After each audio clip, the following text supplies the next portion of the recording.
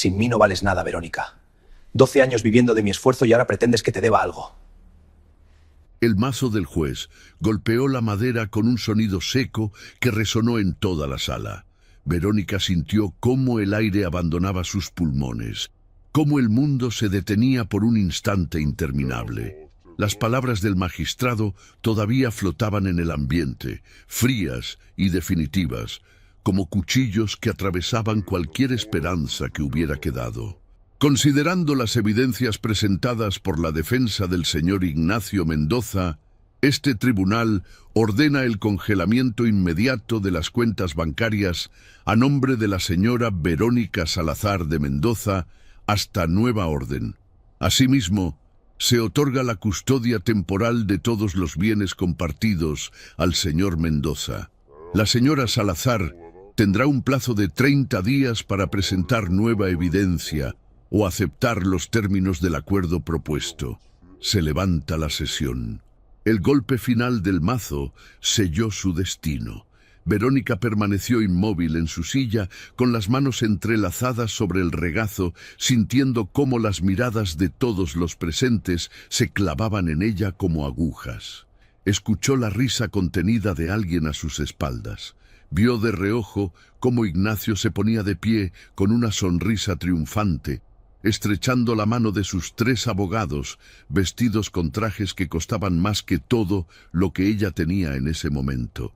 Pero para entender cómo Verónica había llegado hasta ese lugar, hasta ese momento de completa desolación, era necesario regresar al principio, a cuando todo parecía distinto, a cuando el amor todavía existía, o al menos eso creía ella. 12 años atrás, Verónica era una mujer diferente. Recién graduada de contabilidad, trabajaba en una firma mediana donde su dedicación y precisión comenzaban a ser reconocidas. Tenía 22 años, un departamento pequeño pero propio y planes claros para su futuro. Conoció a Ignacio en una conferencia de negocios. Él tenía 25, acababa de abrir su propia empresa de consultoría empresarial y hablaba del futuro con una pasión contagiosa que la hizo creer que juntos podían construir algo grande. Los primeros 2 años fueron buenos. Se casaron en una ceremonia sencilla porque el dinero era escaso. Ignacio trabajaba día y noche para levantar su negocio y Verónica lo apoyaba desde su propio empleo, aportando lo que podía. Pero entonces llegó el momento que cambiaría todo. «Amor, necesito pedirte algo importante», dijo Ignacio una noche mientras cenaban en la cocina de su pequeño departamento. «La empresa está creciendo más rápido de lo que pensé. Necesito a alguien en quien confíe para manejar los documentos, coordinar las citas, organizar los contratos. No puedo pagarle a alguien externo todavía, y tú eres contadora. Eres perfecta para esto». Verónica lo miró con incertidumbre. «¿Quieres que deje mi trabajo?» «Solo temporalmente», respondió él tomando su mano. «2 años máximo. Cuando la empresa esté estable, podrás regresar a tu carrera o hacer lo que quieras. Te lo prometo. Pero ahora te necesito. No puedo hacer esto sin ti». Había algo en sus ojos, una vulnerabilidad genuina que la convenció. Verónica renunció a su empleo una semana después. Durante los siguientes 5 años, se convirtió en la sombra detrás del éxito de Ignacio. Organizaba sus documentos, revisaba contratos, atendía llamadas, coordinaba reuniones, incluso preparaba presentaciones cuando él tenía que viajar.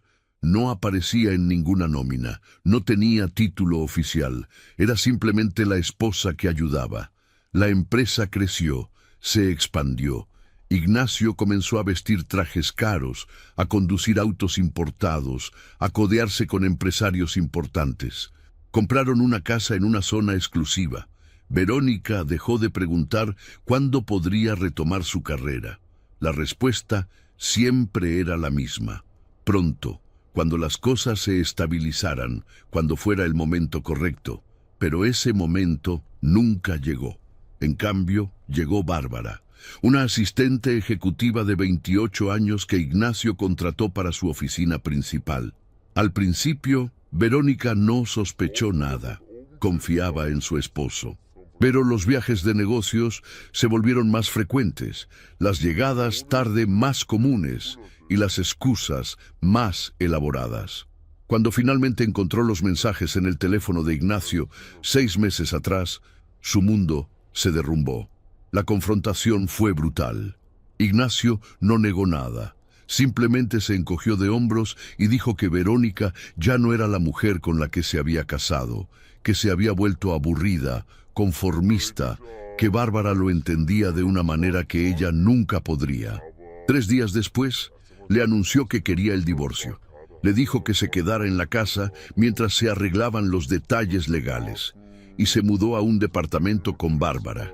Y ahora, después de 6 meses de batallas legales, ahí estaba Verónica, sentada en ese tribunal, escuchando cómo su vida se desmoronaba oficialmente. La audiencia había comenzado a las 9 de la mañana. Verónica llegó media hora antes, vestida con un traje azul marino que había comprado en una tienda de segunda mano porque ya no tenía acceso a las cuentas compartidas. Ignacio había cambiado todas las contraseñas, había bloqueado las tarjetas de crédito que estaban a su nombre y le había dejado solo lo mínimo para sobrevivir.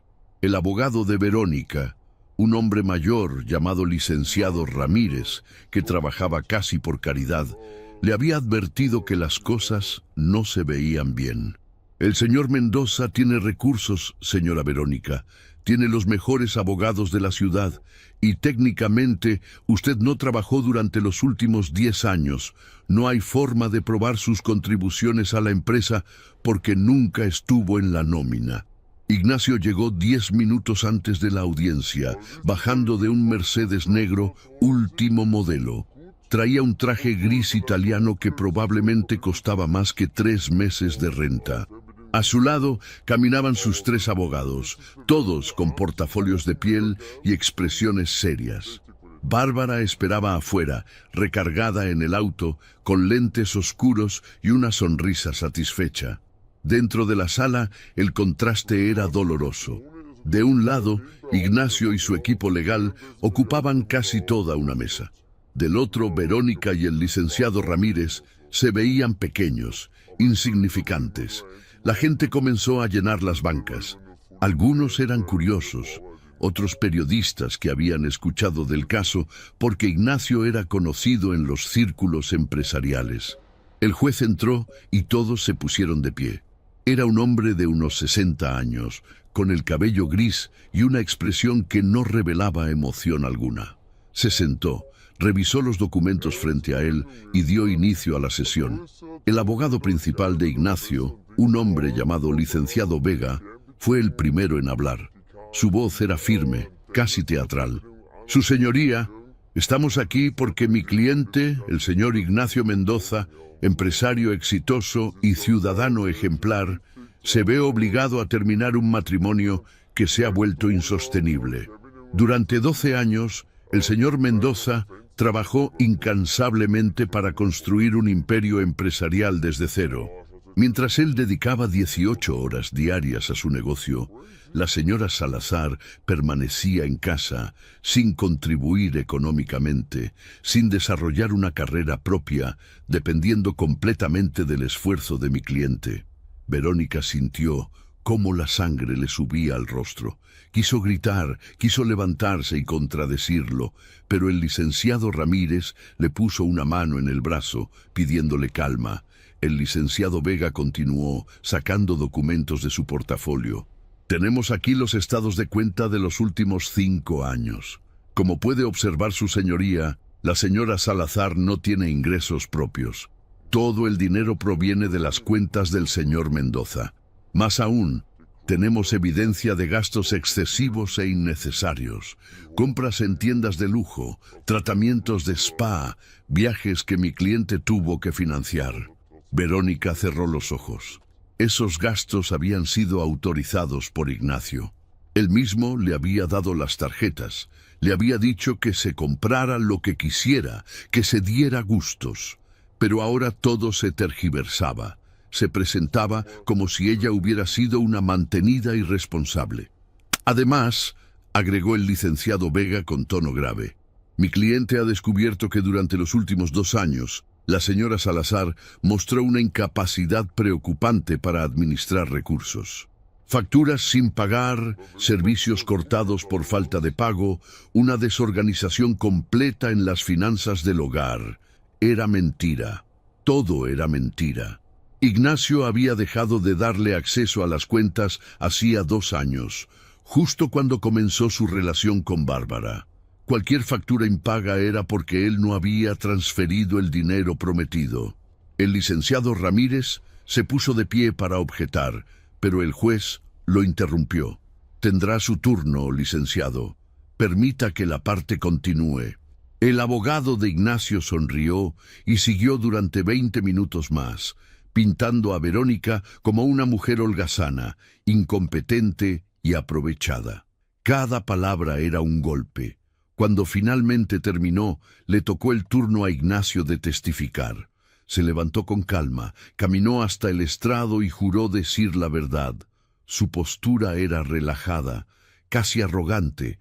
Miró al juez con respeto calculado, pero cuando sus ojos se posaron brevemente en Verónica, había desprecio puro. Señor Mendoza, comenzó su abogado, ¿puede describir cómo fue su matrimonio durante estos 12 años? Al principio fue bueno, respondió Ignacio con voz pausada.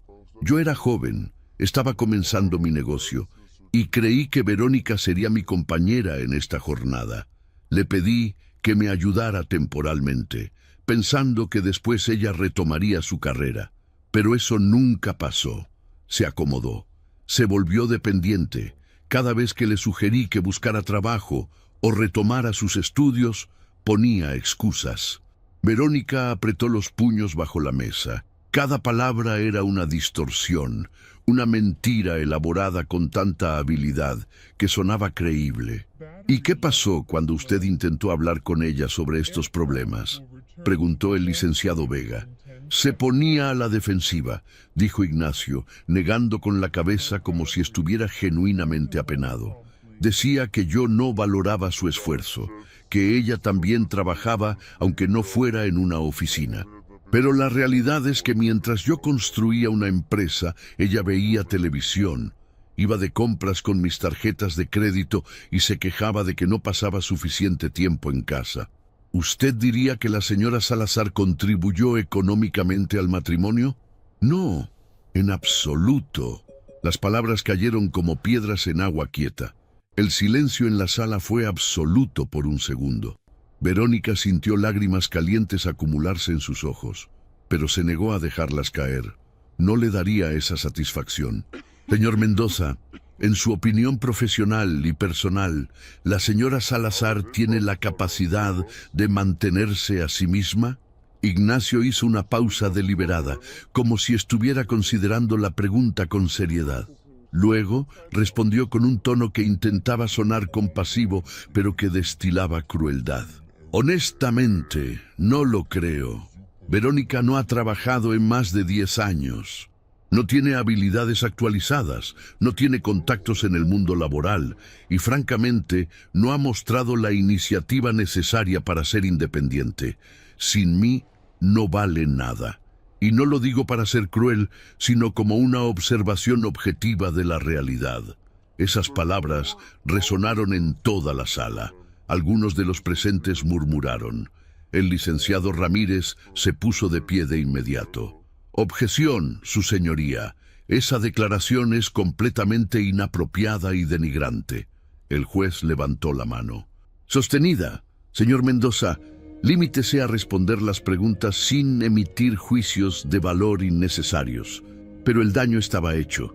Las palabras ya habían sido dichas, ya habían sido escuchadas por todos. Ignacio se encogió de hombros levemente, como si hubiera sido una observación inocente.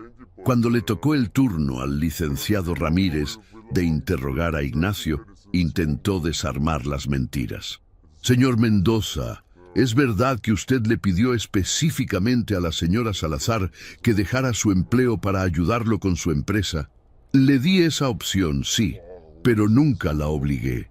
Y es verdad que durante años ella organizó documentos, revisó contratos y manejó aspectos administrativos de su negocio. Ayudó ocasionalmente, como cualquier esposa apoyaría a su marido, pero llamarlo trabajo sería exagerado. Cada respuesta era esquiva, calculada para minimizar las contribuciones de Verónica. Cuando el licenciado Ramírez intentó cuestionar los gastos que Ignacio había presentado como excesivos, el abogado contrario objetó repetidamente, interrumpiendo el flujo del interrogatorio. Finalmente llegó el turno de Verónica de testificar. Caminó hasta el estrado con las piernas temblando, juró decir la verdad y se sentó. Desde ahí podía ver todo: el rostro impasible del juez, la sonrisa burlona de Ignacio, los abogados preparando sus ataques. El licenciado Ramírez le hizo preguntas básicas sobre su matrimonio, sobre las contribuciones que había hecho, sobre cómo Ignacio controlaba todo el dinero. Verónica respondió con voz temblorosa pero firme, explicando cómo había sacrificado su carrera, cómo había trabajado sin reconocimiento, cómo había confiado en que su esposo cumpliría su promesa. Pero cuando el licenciado Vega se levantó para interrogarla, la atmósfera cambió. Su tono era condescendiente, casi burlón. Señora Salazar, usted afirma que trabajó para la empresa de su esposo. ¿Puede presentar algún contrato laboral que lo demuestre? No tengo un contrato. Él dijo que no era necesario porque éramos esposos. Ya veo. ¿Tiene recibos de nómina? ¿Algún documento que pruebe que recibió pago por estos supuestos servicios? No recibía un salario formal. Compartíamos todo. O sea que no hay evidencia documental de su trabajo. Yo trabajé desde casa, organizaba todo, revisaba... ¿Sí o no, señora Salazar? ¿Hay documentos que prueben que usted trabajó? No en ese sentido, pero... Gracias. Ahora, sobre estos gastos excesivos, ¿puede explicar por qué gastó 72,000 pesos en ropa en un solo año? Ignacio me dio esas tarjetas. Él me dijo que me comprara lo que necesitara. Pero 72,000 pesos no es necesidad, señora Salazar. Es exceso. El interrogatorio continuó durante 40 minutos agotadores.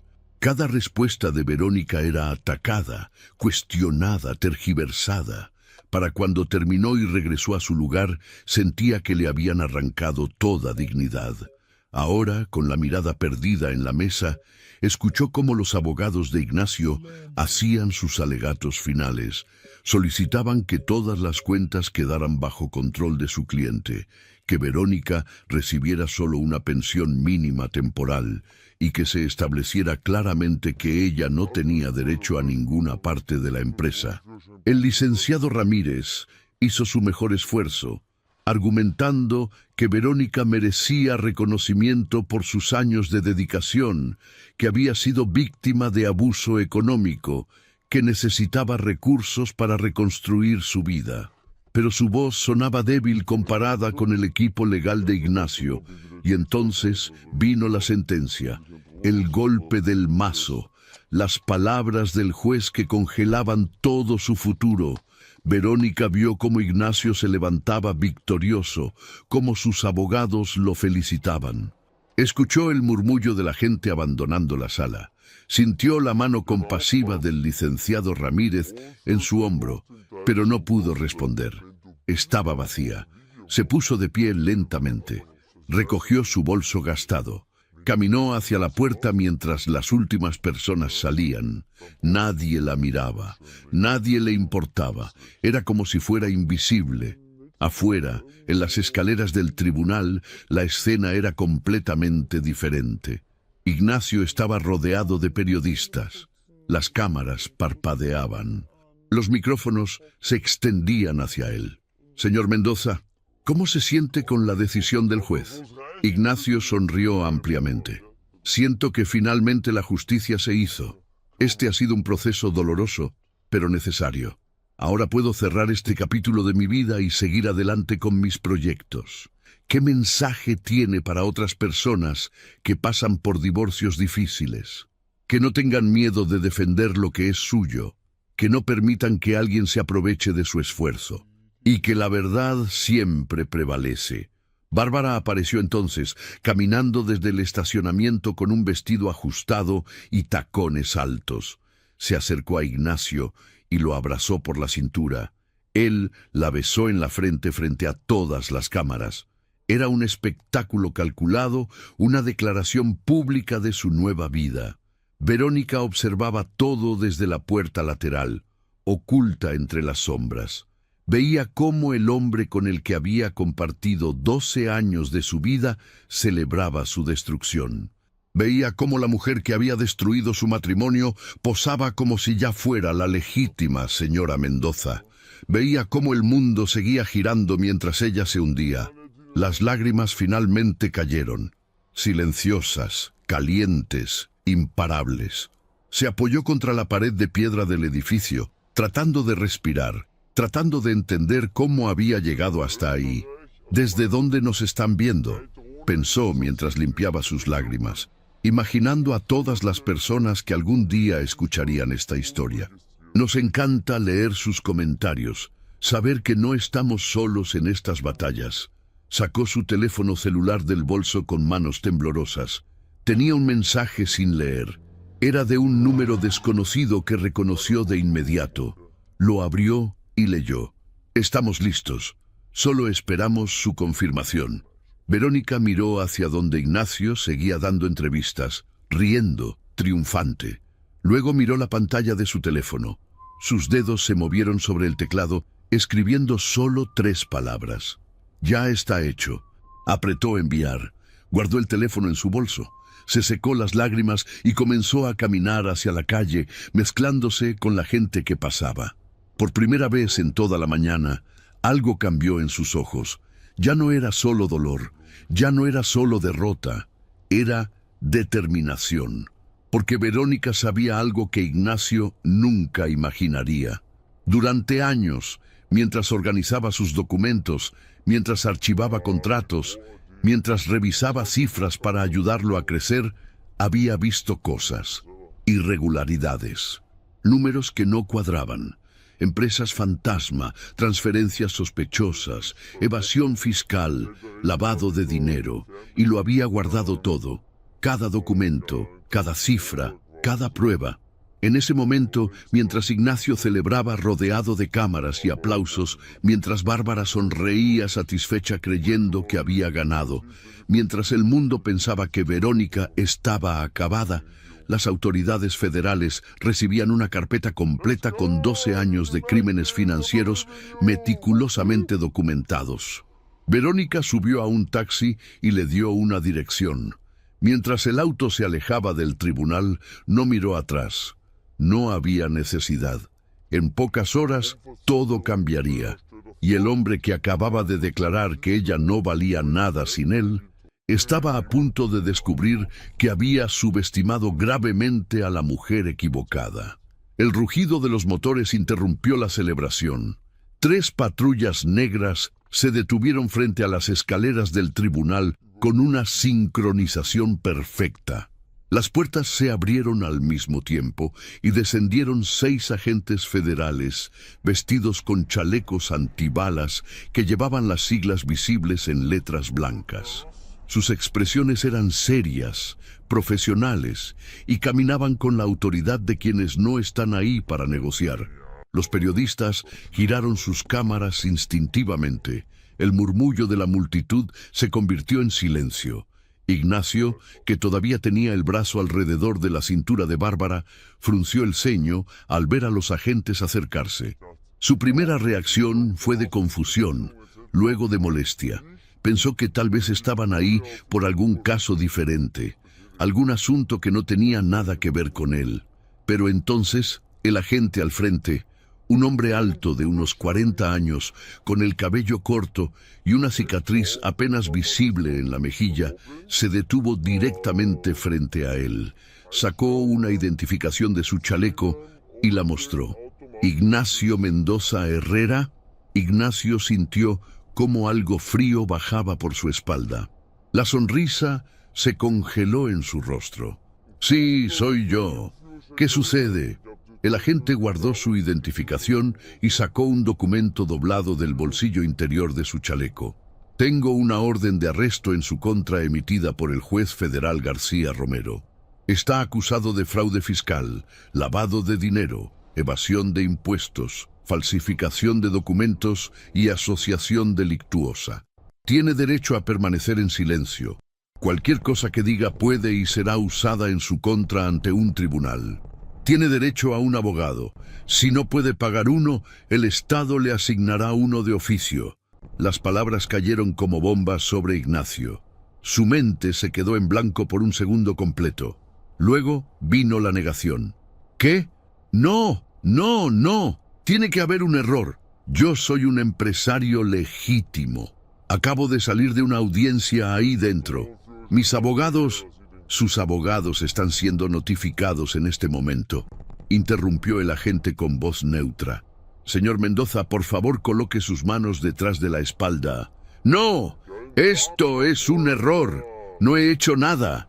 Dos agentes más se acercaron, flanqueando a Ignacio por ambos lados. Bárbara dio 2 pasos hacia atrás, su rostro pálido, sus ojos enormes. Los periodistas ya habían rodeado completamente la escena, las cámaras grabando cada segundo, los micrófonos capturando cada palabra. El licenciado Vega, que había estado bajando las escaleras con una sonrisa satisfecha momentos antes, se detuvo en seco al ver lo que ocurría. Corrió hacia el grupo. «¡Esperen! Soy el abogado del señor Mendoza. ¿Qué está pasando aquí?» El agente le entregó una copia de la orden de arresto sin siquiera mirarlo. Su cliente está siendo arrestado. Tiene derecho a acompañarlo a la estación federal si lo desea, pero no puede interferir con el procedimiento. El licenciado Vega tomó el documento y comenzó a leerlo rápidamente. Sus ojos se movían de lado a lado, procesando la información. Cuando llegó a la lista de cargos, su expresión cambió.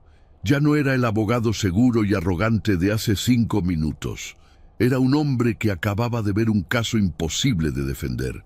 «Ignacio», dijo en voz baja, «no digas nada, ni una sola palabra. Voy a llamar a los demás socios del despacho inmediatamente». Pero Ignacio ya no escuchaba. Miraba fijamente a la gente, luego a las cámaras, luego de nuevo a la gente. Su cerebro finalmente comenzaba a procesar lo que estaba sucediendo, y con esa comprensión vino el pánico. «Esto es una trampa. Alguien me está tendiendo una trampa», gritó, intentando zafarse cuando uno de los agentes tomó su brazo. «No pueden arrestarme. Soy inocente». «Señor Mendoza, necesito que se calme», dijo el agente principal con firmeza. «Si no coopera, tendremos que usar medidas adicionales». «No voy a calmarme.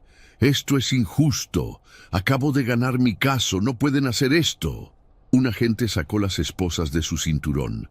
El sonido metálico fue como una sentencia. Ignacio intentó retroceder, pero 2 agentes ya lo tenían sujeto firmemente de los brazos. El forcejeo duró apenas unos segundos. Con movimientos eficientes y profesionales, giraron a Ignacio y colocaron sus manos detrás de la espalda. El clic de las esposas cerrándose resonó en el silencio tenso. «¡Suéltenme! ¡No tienen derecho!». La voz de Ignacio había subido una octava, ahora teñida de desesperación. «¡Bárbara! ¡Bárbara! ¡Llama a alguien! ¡Haz algo!». Pero cuando giró la cabeza buscándola, Bárbara ya había retrocedido varios metros. Estaba junto al Mercedes, con las llaves en la mano, mirando la escena con horror. Sus ojos se encontraron por un momento. Ignacio vio algo en ellos que nunca había visto antes. Miedo puro. No miedo por él, sino miedo de ser asociada con él. «Bárbara». Ella negó con la cabeza casi imperceptiblemente. Luego abrió la puerta del auto, subió, encendió el motor y se alejó. No miró atrás. No dudó. Simplemente se fue, dejando a Ignacio esposado y rodeado de agentes federales. La traición fue como una bofetada. Pero Ignacio no tuvo tiempo de procesarla porque los agentes ya lo guiaban hacia una de las patrullas. Los periodistas se abalanzaron, gritando preguntas. Señor Mendoza, ¿es verdad que lavó dinero? ¿Cuánto tiempo llevan investigándolo? Tiene algo que decir. Ignacio trató de hablar, de gritar su inocencia, pero uno de los agentes le puso la mano en la cabeza, empujándolo suavemente hacia el asiento trasero de la patrulla. La puerta se cerró con un golpe sólido. A través del cristal, Ignacio podía ver el caos afuera. Las cámaras, los flashes, la gente murmurando, su abogado hablando por teléfono frenéticamente. Y entonces vio algo que hizo que todo su mundo se detuviera. A unos 20 metros de distancia, medio oculta detrás de una columna del edificio, estaba Verónica. No se escondía realmente, simplemente observaba. Sus ojos estaban rojos todavía, pero su expresión era diferente. Ya no era la mujer destrozada que había salido del tribunal hace media hora. Había algo en su mirada, algo que Ignacio tardó varios segundos en reconocer. Era justicia. Sus miradas se encontraron a través del cristal de la patrulla. Verónica no sonrió, no hizo ningún gesto triunfante, solo lo miró, permitiéndole entender en ese único momento de claridad absoluta que esto no había sido coincidencia, que ella había hecho esto, que mientras él la destruía en el tribunal, ella había estado ejecutando su propia jugada. La patrulla arrancó. Ignacio giró la cabeza, intentando mantener el contacto visual, pero Verónica ya se había dado la vuelta y caminaba en dirección opuesta, perdiéndose entre la multitud. El trayecto a las oficinas federales duró 20 minutos que se sintieron como horas. Ignacio no dejaba de hablar, de negar los cargos, de exigir respuestas. Los agentes no respondían, simplemente conducían en silencio, como si hubieran escuchado estas protestas miles de veces antes. Cuando llegaron al edificio federal, lo condujeron a través de una entrada lateral para evitar más cámaras. Lo llevaron a una sala de procesamiento donde le tomaron fotografías y huellas digitales. Cada paso del proceso era mecánico, frío, diseñado para quitar toda humanidad y convertirlo en un número de expediente. «Vacíe sus bolsillos», ordenó un oficial. Ignacio sacó su billetera, su teléfono celular, sus llaves, un reloj Rolex que había comprado hacía 6 meses. Todo fue colocado en una bolsa de plástico transparente y sellado. Le dieron un recibo. «¿Cuándo puedo hacer mi llamada?», preguntó Ignacio, intentando mantener algo de control en su voz. «Cuando terminemos el procesamiento». Lo llevaron a una sala de interrogación, blanca, estéril, con una mesa metálica y 3 sillas. Le dijeron que esperara. Las esposas seguían en sus muñecas, ahora sujetas a un aro metálico en la mesa. Esperó 45 minutos que parecieron eternos. Finalmente entraron 2 agentes, una mujer de unos 50 años con lentes y una carpeta gruesa bajo el brazo, y un hombre más joven que llevaba una tablet. Se sentaron frente a él. «Señor Mendoza, soy la agente Flores y él es el agente Campos. Estamos a cargo de la investigación sobre sus actividades financieras de los últimos 12 años. Yo no he hecho nada», dijo Ignacio inmediatamente. «Esto es un error, una venganza. Mi exesposa...» «Le recomiendo que guarde silencio hasta que llegue su abogado», interrumpió la agente Flores. «Pero necesito que entienda la gravedad de la situación. Tenemos evidencia documental extensa de actividades ilegales relacionadas con su empresa Mendoza Consultores y 3 subsidiarias asociadas». Abrió la carpeta y comenzó a sacar documentos, contratos, estados financieros, transferencias bancarias. Ignacio los miraba sin comprender del todo. Eran documentos de su empresa, sí, pero estaban marcados, resaltados, anotados con comentarios en los márgenes. «Estas son copias de documentos originales que fueron entregados a las autoridades esta mañana», explicó la agente. «Muestran un patrón sistemático de evasión fiscal que comenzó hace aproximadamente 8 años.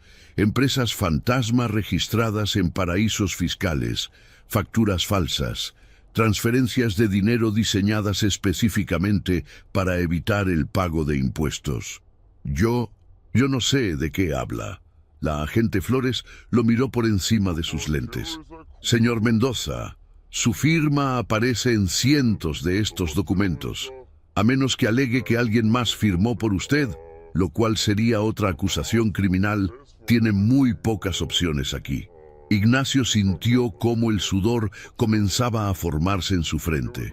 Su mente corría a 1000 kilómetros por hora.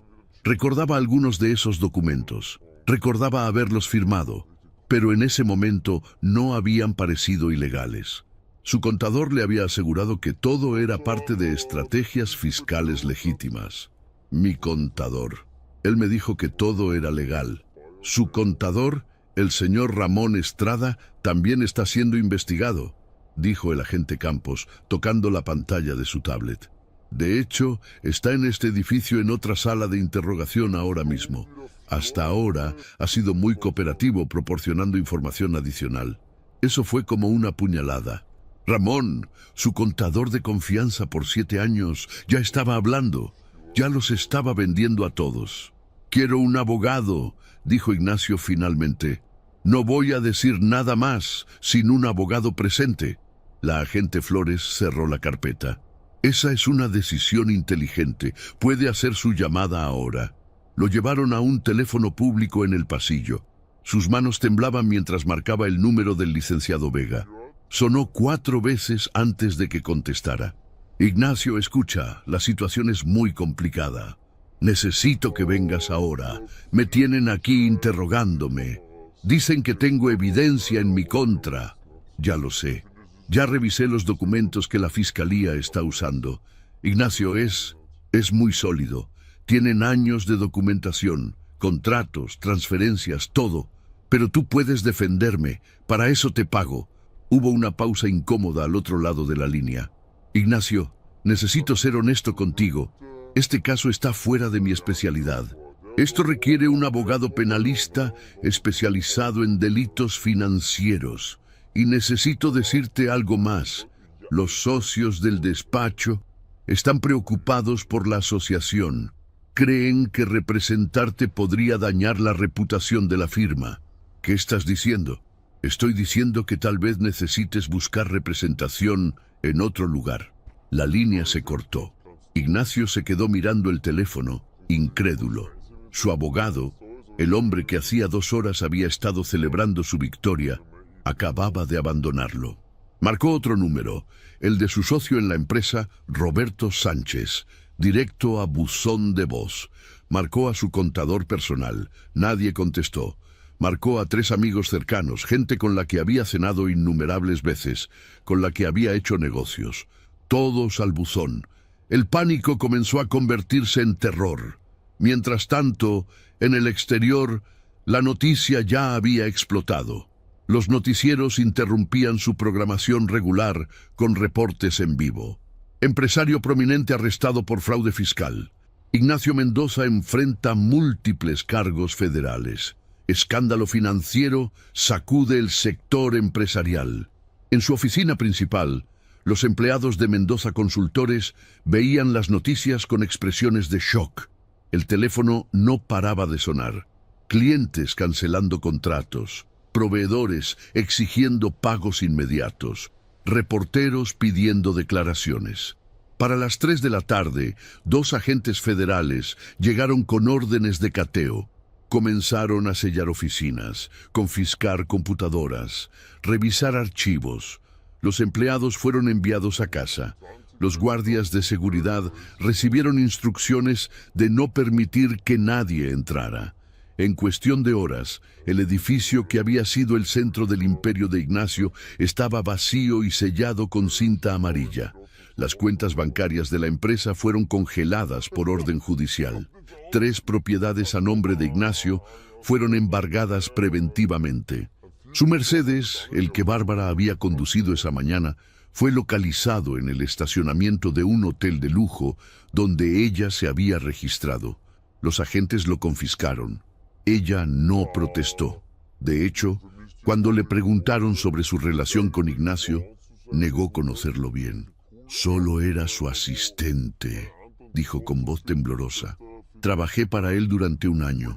No sé nada de sus negocios personales. Era mentira y todos lo sabían, pero no tenían evidencia de que ella estuviera involucrada en los delitos financieros. La dejaron ir con una advertencia de que probablemente sería llamada como testigo. Bárbara salió del hotel esa misma tarde.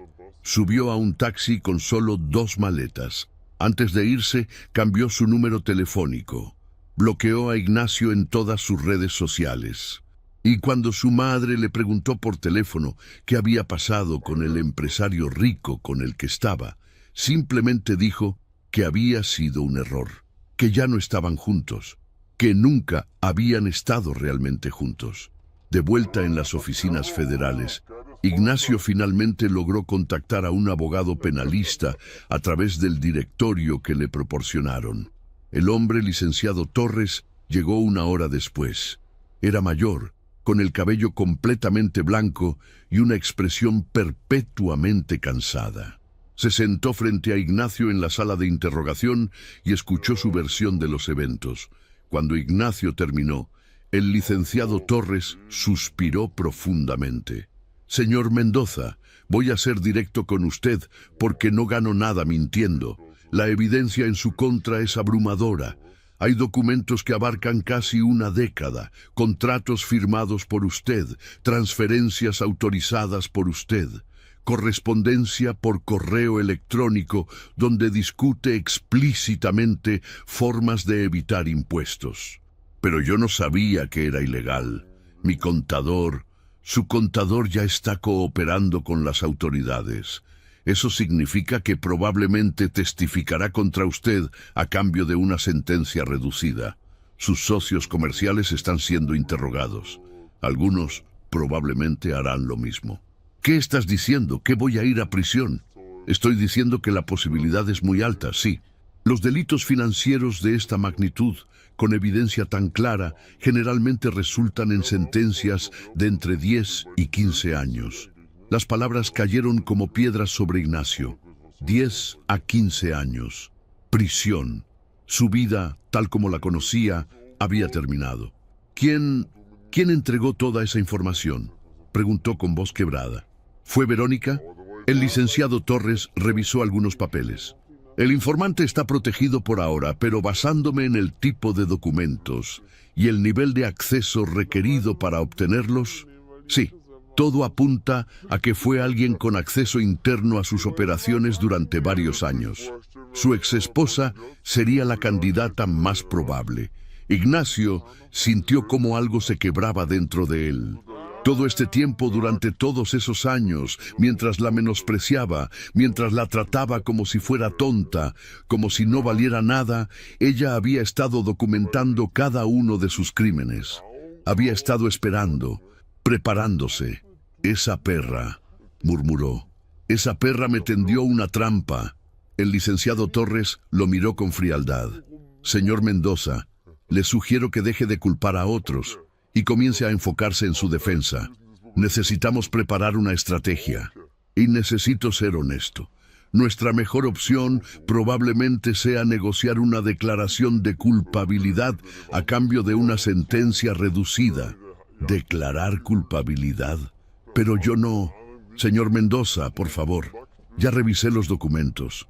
Es evidente lo que hizo. Negar lo evidente solo empeorará las cosas. Si coopera, si muestra remordimiento, tal vez podamos reducir la sentencia a 7 u 8 años. 7 u 8 años. Ignacio se dejó caer contra el respaldo de la silla. Las esposas tintinearon contra el metal. Cerró los ojos y por primera vez en todo el día, la realidad lo golpeó con fuerza total. Había perdido todo. La empresa que había construido durante 12 años, el dinero, las propiedades, su reputación, su libertad, y lo más amargo de todo, había sido destruido por la misma mujer a la que había humillado esa mañana en el tribunal. La mujer que, según él, no valía nada sin él. La mujer que ahora había demostrado ser más inteligente, más paciente y más peligrosa de lo que jamás imaginó. Mientras Ignacio permanecía en esa sala fría de interrogación, intentando aceptar que su vida como la conocía había terminado, en otro lugar de la ciudad, Verónica entraba a un pequeño departamento que había rentado con los últimos ahorros que le quedaban. Era modesto, apenas amueblado, nada comparado con la casa que había compartido con Ignacio, pero era suyo, solo suyo. Se sentó en el sofá viejo que venía incluido y encendió el televisor. Todas las noticias mostraban la misma historia: el arresto de Ignacio Mendoza, el escándalo financiero, las acusaciones. Vio cómo reproducían el video de él siendo esposado una y otra vez. Y por primera vez en 6 meses, Verónica sonrió. No era una sonrisa de crueldad o de venganza, era una sonrisa de alivio, de liberación, de saber que finalmente, después de años de silencio, después de meses de humillación, la verdad había salido a la luz. Y que el hombre que creía poder destruirla impunemente ahora enfrentaba las consecuencias de sus propios crímenes. Apagó el televisor. Ya no necesitaba ver más. Sabía cómo terminaría esta historia, porque ella misma la había escrito. 3 semanas después del arresto de Ignacio, el juez que había dictaminado el divorcio inicial recibió una notificación oficial de la Fiscalía Federal. El documento, que incluía un resumen de los cargos criminales contra Mendoza y la evidencia de actividades fraudulentas durante el matrimonio, solicitaba la reapertura del caso civil para revisar la distribución de bienes a la luz de nueva información relevante. El magistrado leyó el documento 2 veces, ajustándose los lentes sobre el puente de la nariz. Recordaba perfectamente la audiencia.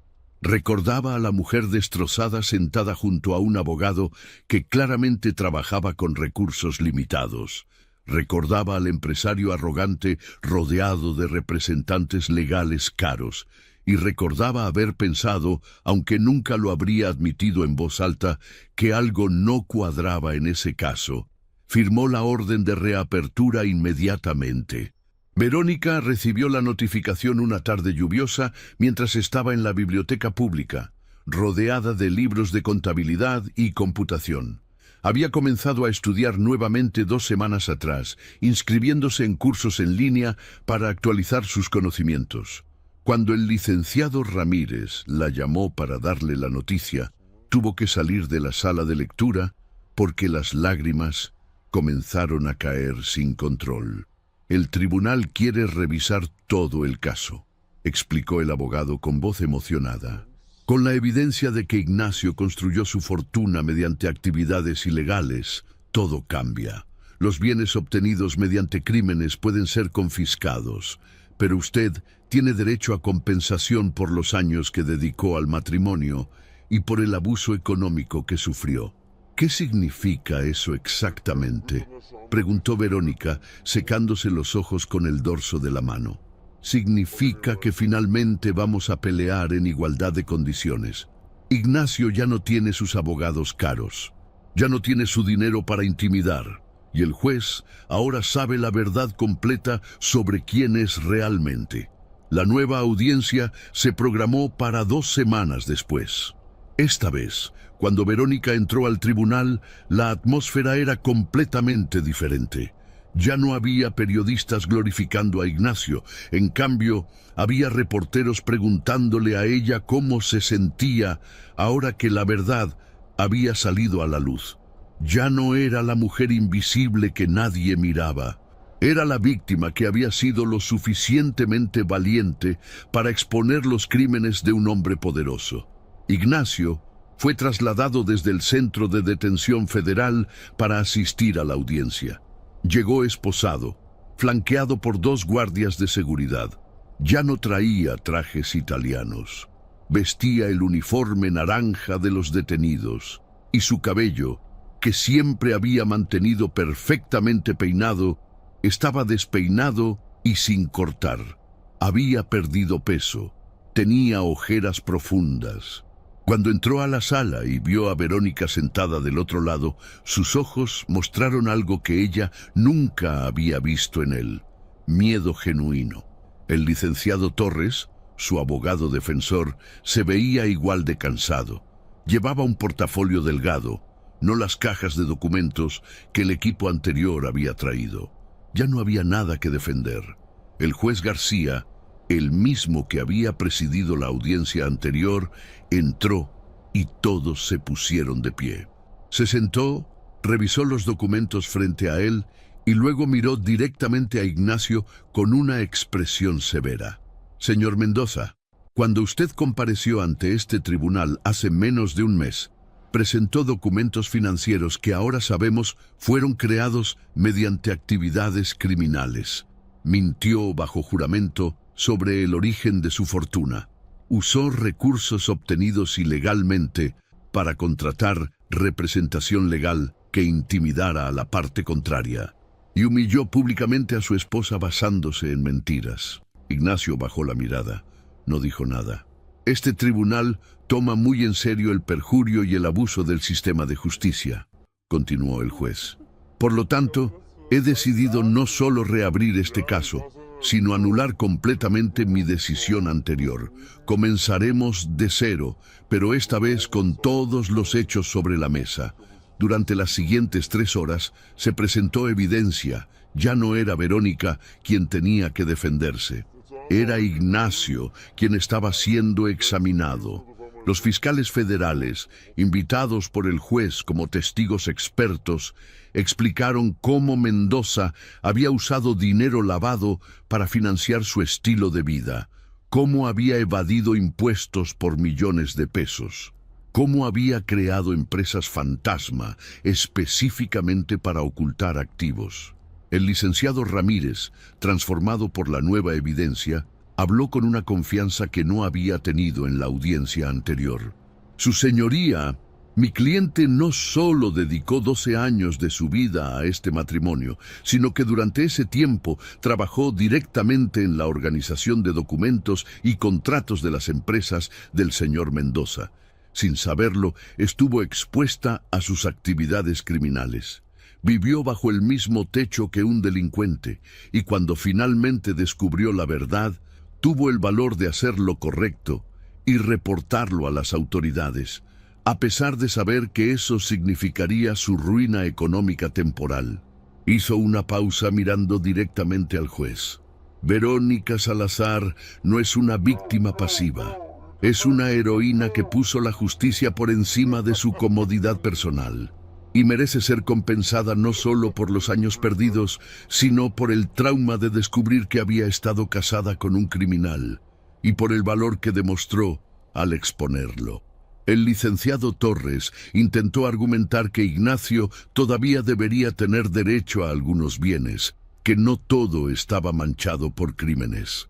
Pero sus argumentos sonaban huecos, especialmente cuando los fiscales presentaron documentos mostrando que prácticamente cada peso que Ignacio había ganado en los últimos 8 años provenía de operaciones ilegales.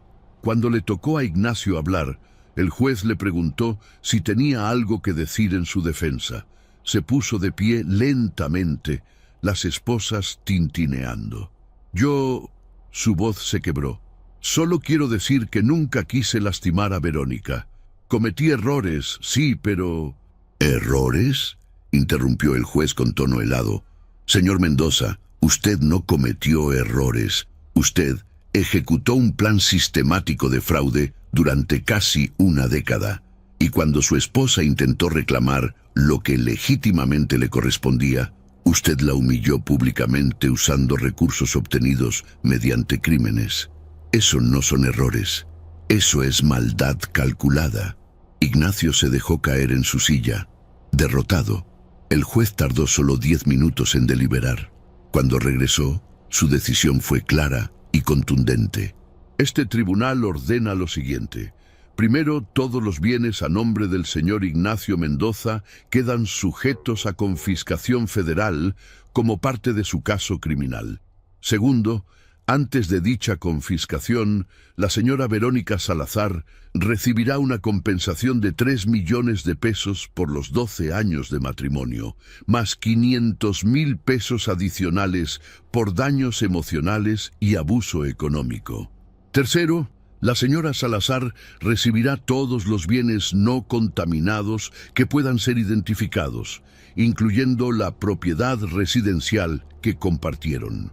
Cuarto, el señor Mendoza queda prohibido de contactar a la señora Salazar por cualquier medio durante los próximos 20 años.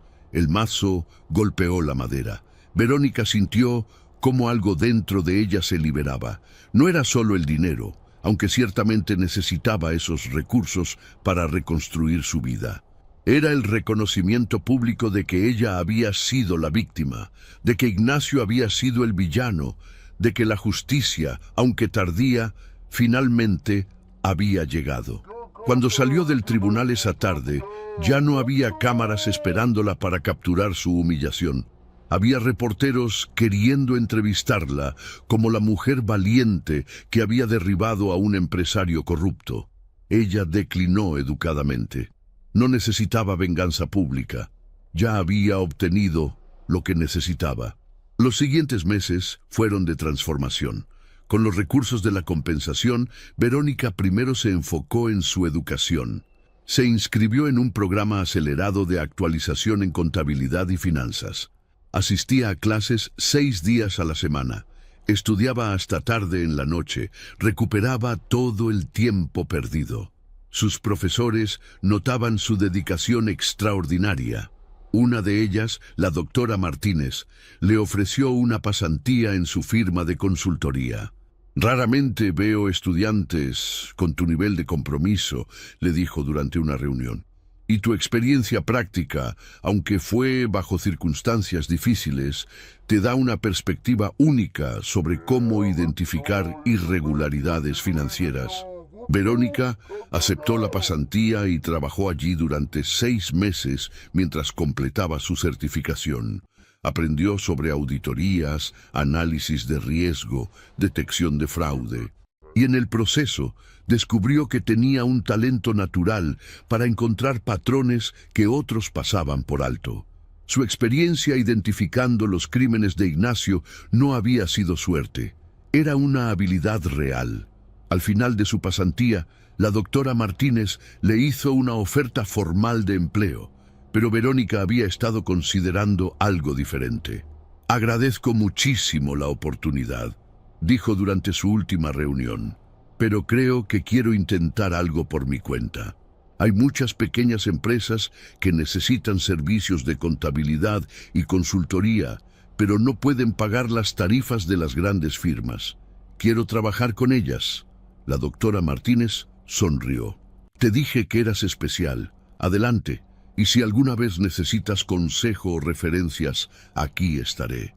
Verónica registró su propia empresa 3 meses después, Salazar Consultoría Financiera. Comenzó pequeña, trabajando desde su departamento, aceptando clientes que nadie más quería. Negocios familiares, emprendedores nuevos, mujeres que estaban comenzando después de divorcios. Sus tarifas eran accesibles y su trabajo era impecable. El crecimiento fue gradual pero constante. El primer mes tuvo 3 clientes, el tercer mes tenía 10. Al año había contratado a 2 asistentes y estaba considerando rentar una oficina pequeña. Sus clientes la recomendaban porque no solo hacía bien su trabajo, sino porque entendía sus luchas. Entendía lo que era empezar desde cero, lo que era reconstruirse después de que alguien intentara destruirte. Una tarde, casi 18 meses después de su audiencia final, Verónica recibió una llamada inesperada. Era una reportera de una revista de negocios que estaba haciendo un artículo sobre empresarias exitosas que habían superado adversidades. «Nos gustaría incluirla en nuestro especial», explicó la reportera. «Su historia es inspiradora. Cómo pasó de ser víctima de abuso económico a crear su propia empresa exitosa». Verónica dudó. Había evitado la atención pública deliberadamente. pero luego pensó en todas las mujeres que tal vez estaban pasando por lo que ella había pasado. Mujeres que sentían que no tenían opciones, que no valían nada sin sus parejas abusivas. Si su historia podía ayudar aunque fuera a una de ellas, valía la pena. «Está bien», dijo finalmente, «pero con una condición. Quiero que el artículo incluya información sobre recursos para víctimas de abuso económico, números de ayuda, organizaciones de apoyo, asesoría legal gratuita». Por supuesto, el artículo se publicó 2 meses después. Incluía fotografías de Verónica en su nueva oficina, que había rentado 3 semanas atrás. En las fotos se veía profesional, segura, sonriente. Era difícil creer que era la misma mujer que había salido del tribunal llorando hacía casi 2 años. El artículo generó atención. Verónica comenzó a recibir invitaciones para dar charlas sobre emprendimiento y superación. Al principio las rechazaba todas, pero eventualmente aceptó hablar en un refugio para mujeres víctimas de violencia doméstica. 20 mujeres se sentaron en un círculo y escucharon su historia. «No les voy a mentir», les dijo. «Fue el periodo más oscuro de mi vida. Hubo días en que no quería levantarme de la cama, días en que pensé que Ignacio tenía razón, que yo no valía nada sin él. Pero cada vez que sentía eso, me recordaba una cosa. Él estaba mintiendo. Él estaba mintiendo para controlarme, para destruir mi autoestima, para hacer que dependiera de él». Hizo una pausa, mirando los rostros de las mujeres frente a ella. Algunas lloraban, otras asentían. «La verdad es que yo siempre valí, siempre tuve habilidades, siempre tuve inteligencia. Simplemente había dejado que alguien más me convenciera de lo contrario. Y cuando finalmente decidí creerme a mí misma, en lugar de creerle a él, todo cambió». Después de la charla, varias mujeres se acercaron para agradecerle. Una, en particular, se quedó esperando hasta que todas las demás se habían ido. «Mi esposo controla todo nuestro dinero», dijo en voz baja. «Siempre me dice que soy tonta, que no sé hacer nada, pero antes de casarme, yo era maestra, era buena en mi trabajo. ¿Crees que pueda volver a serlo?» Verónica tomó las manos de la mujer. «Sé que puedes, y cuando estés lista, cuando decidas dar ese paso, aquí estaré para apoyarte en lo que necesites». Le dio su tarjeta de presentación. La mujer la guardó cuidadosamente en su bolso, como si fuera un tesoro precioso. Mientras tanto, en el Centro de Detención Federal, Ignacio enfrentaba una realidad muy diferente. Su juicio criminal había durado 3 semanas. El licenciado Torres había intentado negociar una declaración de culpabilidad, pero los fiscales no estaban interesados en rebajar cargos. La evidencia era demasiado sólida, el caso demasiado público. El jurado lo encontró culpable de todos los cargos, después de solo 4 horas de deliberación. La sentencia fue dictada una semana después. 15 años de prisión federal sin posibilidad de libertad condicional, hasta cumplir al menos 10. Ignacio había apelado, por supuesto. Su nuevo abogado argumentó que la sentencia era excesiva, que su cliente merecía una segunda oportunidad. La apelación fue rechazada en 3 meses. La sentencia se mantuvo. Ahora, 2 años después de su arresto inicial, Ignacio estaba en una celda pequeña que compartía con otro recluso. Ya no era el empresario exitoso que conducía autos de lujo y cenaba en restaurantes caros. Era el preso número 873452, que trabajaba en la lavandería de la prisión por $2 al día y comía lo mismo que todos los demás. Su compañero de celda, un hombre llamado Mario, que cumplía condena por asalto, le había preguntado una vez por qué estaba ahí. «Fraude financiero», respondió Ignacio sin elaborar. «Robaste mucho, evadí impuestos, lavé dinero». Mario silbó. «¿Y valió la pena?». Ignacio no respondió, porque la verdad era que no. Nada de eso había valido la pena. El dinero, los autos, las cenas elegantes, las amantes, nada de eso valía estar encerrado en una celda de 2 por 3 metros, sin privacidad, sin libertad, sin futuro. Lo peor no era la prisión física, era saber que se había hecho esto a sí mismo, que si hubiera sido honesto desde el principio, si hubiera tratado bien a Verónica, si hubiera valorado lo que tenía en lugar de perseguir siempre más, nada de esto habría pasado. Verónica nunca lo habría reportado si él no la hubiera humillado. Si simplemente hubiera aceptado un divorcio justo, ella probablemente habría guardado el secreto para protegerse a sí misma. Pero él había sido tan arrogante, tan cruel, tan seguro de que podía destruirla sin consecuencias. Y ahora ella estaba libre, reconstruida, exitosa. Y él estaba en prisión. La ironía no se le escapaba. Una mañana, casi 2 años y medio después de su arresto, Verónica tenía una reunión en el centro de la ciudad. Su negocio había crecido tanto que estaba considerando expandirse, tal vez abrir una segunda oficina. Había contratado a 5 empleados y tenía una lista de espera de clientes. Después de su reunión, decidió caminar en lugar de tomar un taxi. Era un día hermoso, soleado, y hacía mucho que no simplemente disfrutaba de caminar por la ciudad. Su ruta la llevó casualmente por la calle donde estaba el tribunal. Se detuvo frente a las escaleras, las mismas escaleras donde había salido llorando hace 2 años y medio, las mismas donde Ignacio había sido arrestado minutos después. Subió lentamente, recordando. Pero esta vez todo era diferente. Su ropa era profesional pero cómoda, comprada con su propio dinero ganado, honestamente. Su postura era erguida, segura. Su expresión era serena. Ya no era la mujer rota que había sido. Se sentó en uno de los escalones superiores por un momento, mirando la calle. Pensó en todo lo que había pasado, en el dolor, en la traición, en la humillación, pero también en la resiliencia, en el renacimiento, en la justicia. Sacó su teléfono y revisó sus mensajes. Tenía 3 correos de clientes agradeciendo su trabajo. Tenía una invitación para dar otra charla motivacional. Tenía un mensaje de la doctora Martínez preguntándole si estaría interesada en colaborar en un proyecto grande. Sonrió, se levantó y bajó las escaleras con la cabeza en alto. En ese mismo momento, a varios kilómetros de distancia, Ignacio estaba en el patio de la prisión durante su hora de recreación.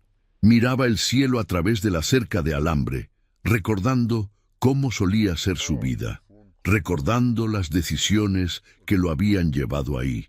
Y por primera vez, en mucho tiempo, pensó en Verónica no con rabia o resentimiento, sino con algo parecido al respeto.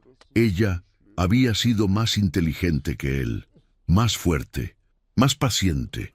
Él había subestimado completamente a la mujer con la que se había casado, y ese error le había costado todo. Había humillado a Verónica pensando que eso la destruiría. Pero lo único que había logrado era darle una razón para usar el arma que ella había estado guardando pacientemente durante años. Había intentado borrarla, hacerla insignificante, demostrarle que no valía nada. Pero no se puede borrar la verdad, solo se puede retrasar. Y cuando finalmente llegó, lo consumió por completo. Ignacio regresó a su celda cuando terminó la hora de recreación. Se acostó en su litera, mirando el techo manchado, y se preguntó si Verónica alguna vez pensaba en él, si alguna vez se preguntaba cómo estaba, si sentía alguna satisfacción sabiendo que él estaba pagando por lo que había hecho.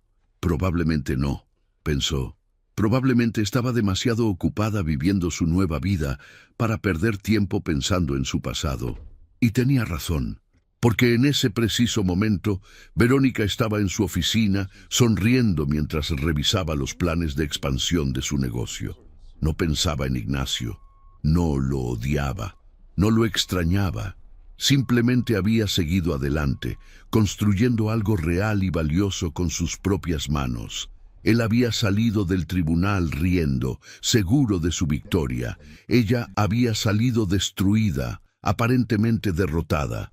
Pero las apariencias engañan, y al final, quien realmente ganó fue la que nunca se rindió, la que esperó pacientemente, la que entendió que la justicia no siempre es rápida, pero cuando llega es absoluta. Verónica miró por la ventana de su oficina, viendo la ciudad extenderse ante ella. Ya no era la mujer que dependía de alguien más para definir su valor. Era dueña de su propio destino, constructora de su propio futuro, y eso, más que cualquier venganza, más que cualquier compensación económica, era la verdadera victoria. Había recuperado lo más valioso que Ignacio le había quitado, su confianza en sí misma, y nadie podría arrebatársela nunca más. Si te gustó esta historia, deja tu comentario y cuéntanos desde qué país nos estás viendo. Es muy importante para nosotros. Deja tu like y suscríbete al canal para seguir recibiendo historias increíbles como esta nueva historia que está apareciendo para ti ahora. Haz clic en la historia que está apareciendo en pantalla y sorpréndete.